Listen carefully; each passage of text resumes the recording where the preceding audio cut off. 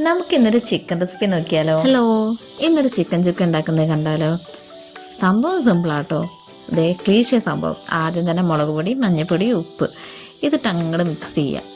എന്നിട്ട് ഇഞ്ചി, വെളുത്തുള്ളി, പച്ചമുളക് അങ്ങനത്തെ സംഭവങ്ങളൊക്കെ നമ്മുടെ മിക്സിയിലിട്ട് കൂട്ടത്തിൽ ഇത്തിരി മല്ലിച്ചപ്പും പുതിനയിലയും വേണം കേട്ടോ. എന്നിട്ട് അങ്ങോട്ട് മിക്സിയിലിട്ട് ഒരു അങ്ങോട്ട് കറക്കിയെടുക്കുക. നന്നായിട്ട് അരയാതെ ഒരു ചതച്ച പരുവാക്കി എടുത്താൽ മതി കേട്ടോ. ഈ ചതച്ചെടുത്ത സാധനത്തിനെ നമുക്ക് ആ ചിക്കൻ്റെ മസാലയിലേക്ക് അങ്ങോട്ട് ഇട്ടിട്ട് നന്നായിട്ടൊന്ന് മിക്സ് ചെയ്യാം. മിക്സ് ചെയ്തിട്ട് വേണമെങ്കിൽ കൈകൊണ്ട് മിക്സ് ചെയ്യാം കേട്ടോ. നല്ല പുകച്ചിലുണ്ടാവും, അത് വേറെ കാര്യം. എന്നിട്ട് നന്നായിട്ട് മിക്സ് ചെയ്തിട്ട് കുറച്ച് നേരം റെസ്റ്റ് ചെയ്യാൻ വെക്കാം. ഈ കുറച്ച് നേരത്ത് നമുക്ക് വേറൊരു പണിയുണ്ട് കേട്ടോ. എന്താണെന്നറിയോ? നമുക്ക് സവാള ഉണ്ടല്ലോ, നേരിയതായിട്ട് അരിഞ്ഞിട്ട് നന്നായിട്ട് വറുത്തെടുക്കണം. വഴറ്റിയെടുക്കാനല്ല കേട്ടോ, വറുത്തെടുക്കണം. നല്ല മൊരിഞ്ഞ് കിട്ടണം. മൊരിഞ്ഞ് കിട്ടാൻ ഞാൻ അല്പം പഞ്ചസാര എണ്ണയിലിടാറുണ്ട് കേട്ടോ, ഉള്ളിയോടൊപ്പം തന്നെ അല്പം. എന്നിട്ട് നന്നായിട്ട് മൊരിഞ്ഞ് കിട്ടി. ഇതല്പം കരിഞ്ഞിട്ടുണ്ട്, ഇത്രയ്ക്കല്ല കേട്ടോ. കുറച്ചുകൂടി ഒന്ന് മൊരിഞ്ഞ് കിട്ടുന്ന സമയത്ത് എടുത്ത് നന്നായിട്ട് പൊടിച്ച് ചിക്കനിലിട്ട് നന്നായിട്ട് മിക്സ് ചെയ്യുക. പൊടിച്ചെടുത്ത് മിക്സ് ചെയ്തതിലേക്ക് കറിവേപ്പിലയും മല്ലിയിലേക്ക് ഇടുക. എന്നിട്ട് അരിഞ്ഞ് വെച്ച തക്കാളിയില്ലേ, തക്കാളി നേർമയായിട്ട് അരിഞ്ഞ തക്കാളി വേണം.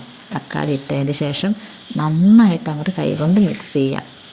ആ കൈകൊണ്ടുള്ള ഒരു പിടുത്തം പിടിച്ചാലുണ്ടല്ലോ, ആ തക്കാളിയുടെ ജ്യൂസും ഉള്ളിയുടെ ജ്യൂസും ചിക്കനും ഒക്കെ കൂടെ നല്ലൊരു പരുവത്തിലായി വരും.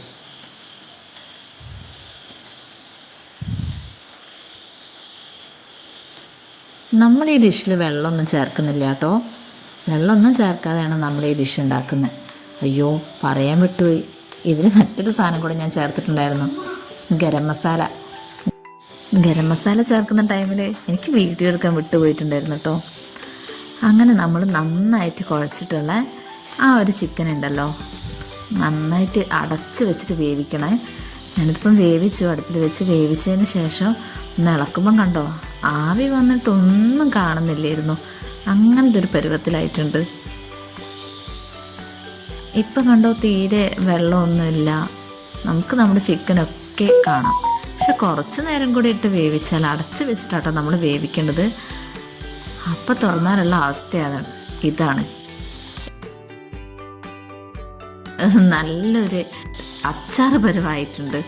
കാരണം അതിലിട്ടിട്ടുണ്ടായിരുന്ന ഉള്ളി ആവട്ടെ, നമ്മുടെ തക്കാളി ആവട്ടെ ഒന്നും കാണൂല. എല്ലാം അങ്ങോട്ട് അലിഞ്ഞ് ചേർന്നിട്ട് ചിക്കൻ പീസ് മാത്രമേ ഉണ്ടാവും. എന്നിട്ട് നല്ല ഗ്രേവി ആയിട്ട് ഇങ്ങനെ ഒരു കൺസിസ്റ്റൻസിയിലാണ് നമുക്ക് കിട്ടുക.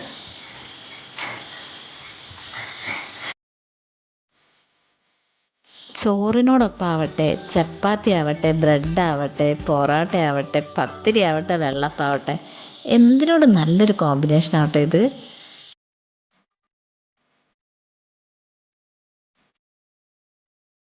പക്ഷേ എനിക്കിന്നിവിടെ ചോറാണ്.